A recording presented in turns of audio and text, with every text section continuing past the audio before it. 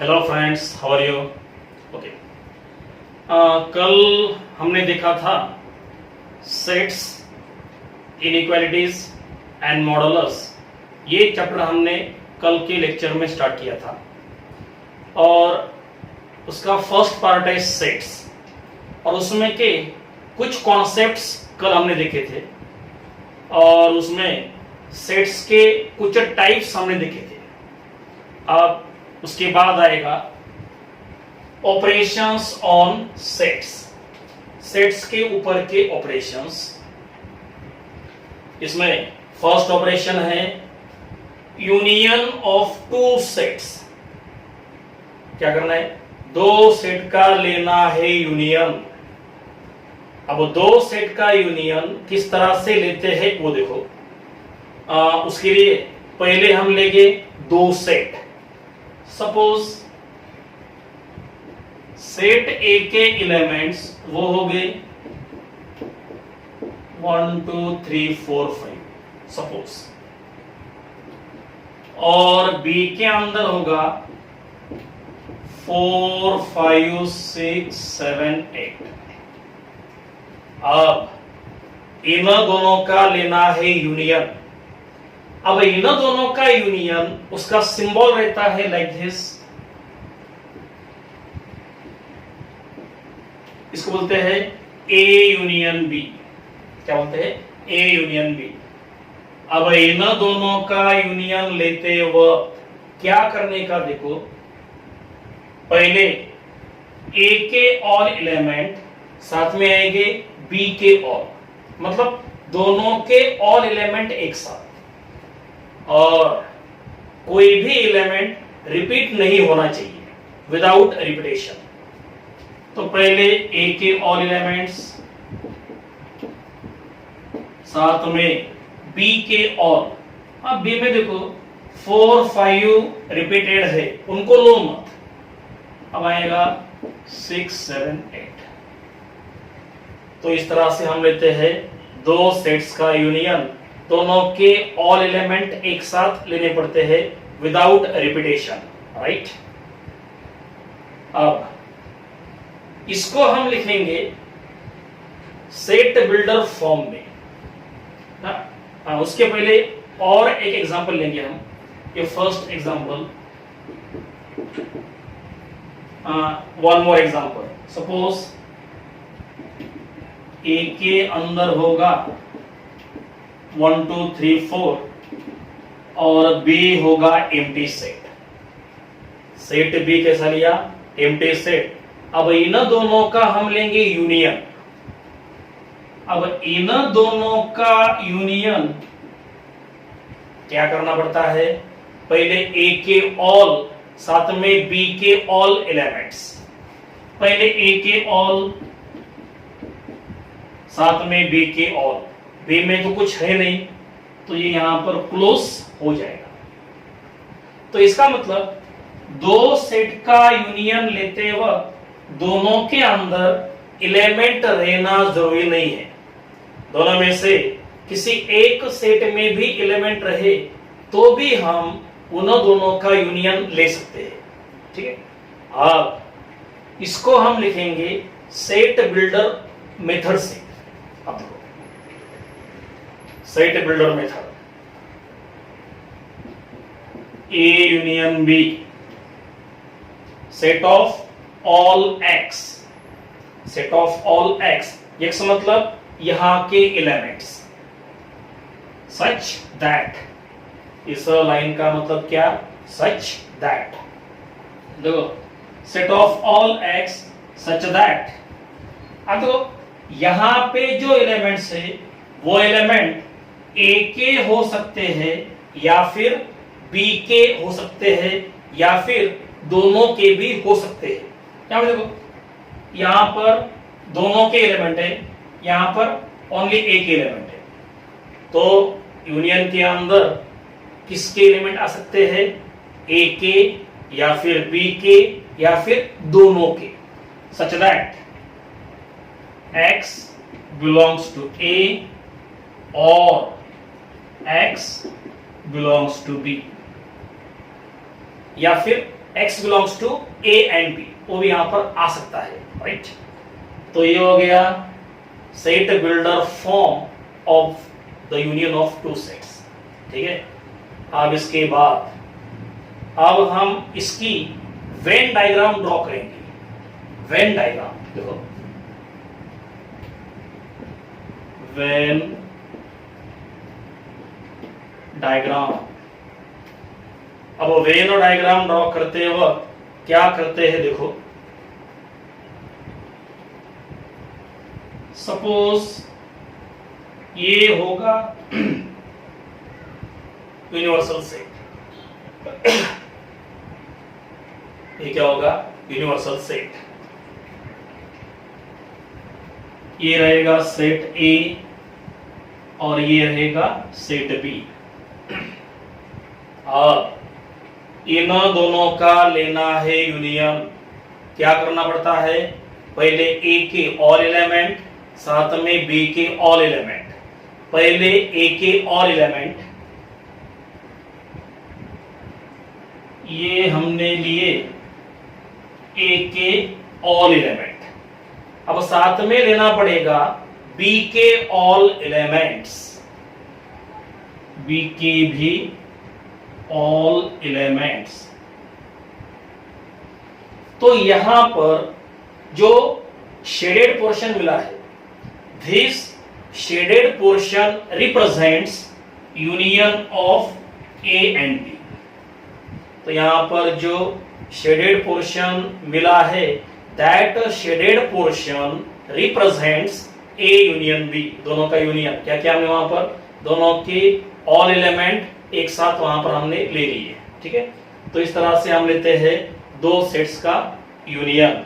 ये उसका एग्जांपल, ये उसकी वेन डायग्राम और ये उसका सेट बिल्डर फॉर्म। तो ये हो गया फर्स्ट ऑपरेशन यूनियन। अब इसके बाद है सेकेंड ऑपरेशन, वो है इंटरसेक्शन, ठीक है। तो पहले ये इतना कॉपी कर लो।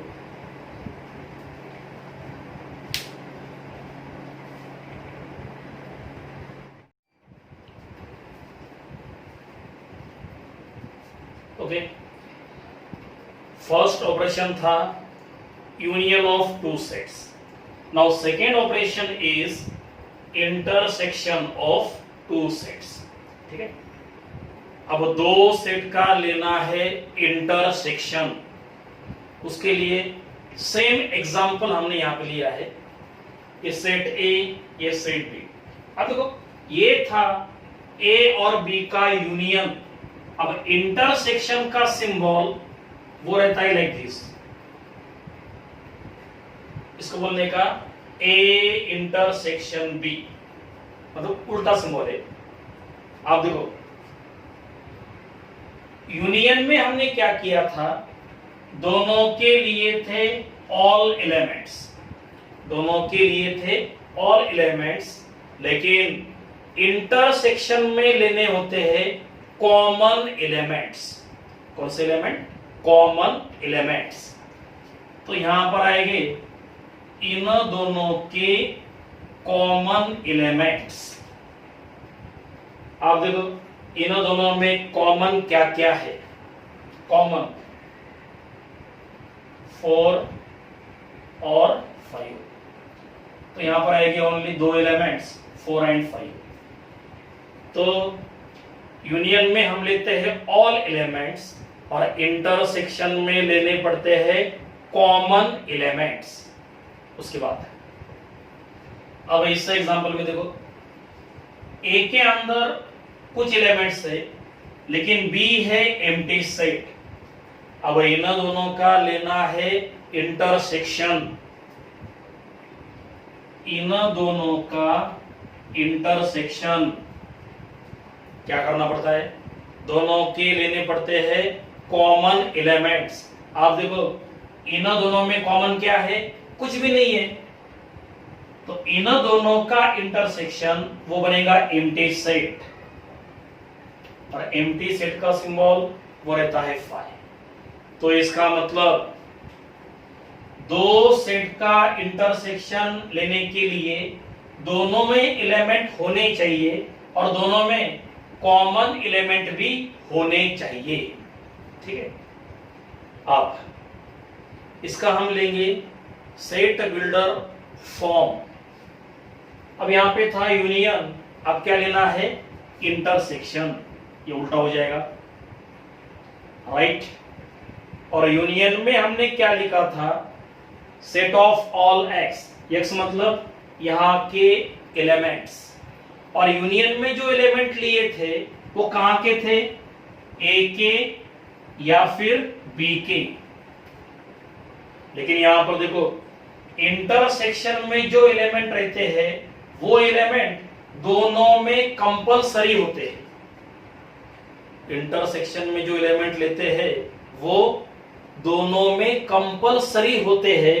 तो और के जगह पर यहां पर कौन सा वर्ड आएगा, एंड। पहले कौन सा वर्ड था, और, अब कौन सा वर्ड है, एंड। तो ये बात ध्यान में रखो, यूनियन में क्या लेते हैं, और लेते हैं, और इंटरसेक्शन में क्या लेते हैं, एंड, मतलब कंपलसरी, कंपल्शन, राइट। अब आएगी इंटरसेक्शन की Venn diagram. Now this is the Venn diagram for union. अब आएगा वेन डायग्राम फॉर इंटरसेक्शन। देखो, ये है यूनिवर्सल सेट U, बाद में this is set A, this is set B। अब इन दोनों का लेना है इंटरसेक्शन। क्या करना पड़ता है, दोनों के लेने पड़ते हैं कॉमन एलिमेंट्स। और कॉमन एलिमेंट कहां पे रहेंगे, कॉमन पोर्शन में। कॉमन एलिमेंट कहां पे रहेंगे, कॉमन पोर्शन में। तो ये जो कॉमन पोर्शन है, यहां के एलिमेंट्स हमें लेने होगी। तो इसका मतलब this shaded portion represents A intersection B, and this shaded portion represents A union B. This shaded portion represents A intersection B. यहां पे हमने लिए दोनों के ऑल एलिमेंट एक साथ, और यहां पर क्या लिया, दोनों के लिए common elements. So this is second operation. क्या है वो, इंटरसेक्शन ऑफ टू सेट्स। अब इसके बाद है थर्ड ऑपरेशन, वो है कॉम्प्लीमेंट। उसके लिए पहले ये कॉपी कर लो ठीक से।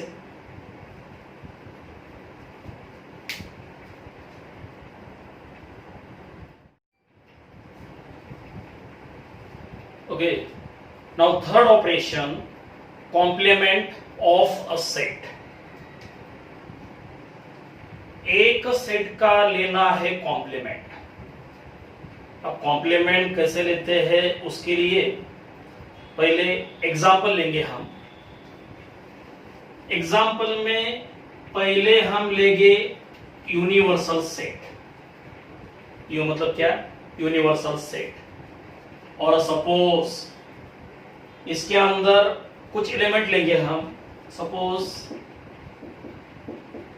1 2 3 4 5 6 7 8 9 10। ये रहा यूनिवर्सल सेट। इसके अंदर हमने नंबर लिए 1 से लेकर 10 तक। अब एक सेट लेंगे हम कोई भी, सपोज सेट ए। इसके अंदर एलिमेंट्स होंगे सपोज 3 4 5 6। ए में क्या लिया, 3 4 5 6। अब ए का लेना है कॉम्प्लीमेंट। ए का लेना है कॉम्प्लीमेंट। अब ए का कॉम्प्लीमेंट, उसका सिंबल लेते हैं ए डैश। क्या लेते हैं, ए डैश, या फिर ए के पावर में C, like this. So this is the symbol for complement. ठीक है, अब क्या करने का देखो, ए का कॉम्प्लीमेंट लेते वक्त ऐसे एलिमेंट लेने के जो कि यू में होंगे लेकिन ए में नहीं होंगे। कहां पर होगी, यू में, मतलब यूनिवर्सल सेट में होगी लेकिन ए में नहीं होगी।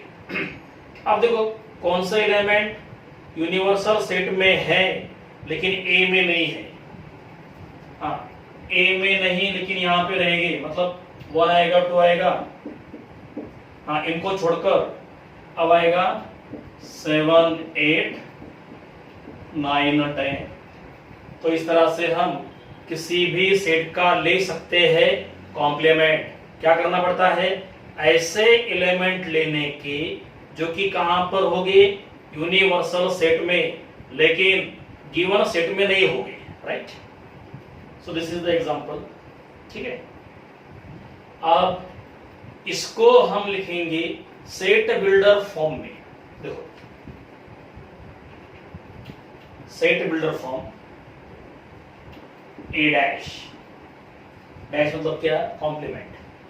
अब इसके अंदर जो एलिमेंट है इनका कॉमन सिंबल वो रहेगा x, और बोलते क्या है, set of all x, x मतलब यहां के ऑल एलिमेंट, सच दैट। आप देखो x मतलब यहां के एलिमेंट, और यहां पर जो एलिमेंट है वो u के अंदर है लेकिन a के अंदर नहीं है। हाँ, ये जो एलिमेंट है they belongs to U, they belong to U and they don't belong to A. यहां पर जो एलिमेंट है यू के अंदर है, इसका मतलब बिलोंग्स, उसमें रहना। तो यहां के एलिमेंट यू के अंदर है लेकिन ए के अंदर नहीं है, और ऐसे एलिमेंट का सेट वो रहता है कॉम्प्लीमेंट, राइट। तो ये हो गया सेट बिल्डर फॉर्म। अब क्या, उसकी वेन डायग्राम देखो। वेन डायग्राम पहले क्या लेते हैं हम, यूनिवर्सल सेट। आप देखो यूनिवर्सल सेट में हमने लिया है ओनली वन सेट। पहले हमने ए और बी लिया था, लेकिन यहां पर सिंगल सेट, तो यहां पे रहेगा single set, this is a, ठीक है। तो अब देखो, हाँ सर्कल के अंदर क्या है, ये सर्कल मतलब ए, ए का सर्कल। अब इसका लेना है कॉम्प्लीमेंट। क्या करना पड़ता है, ऐसे एलिमेंट लेने पड़ते हैं जो कि यू में होगी लेकिन ए में नहीं होंगे। इसका मतलब ए के बाहर यू के अंदर, ए के बाहर यू के अंदर, ए के बाहर यू के अंदर।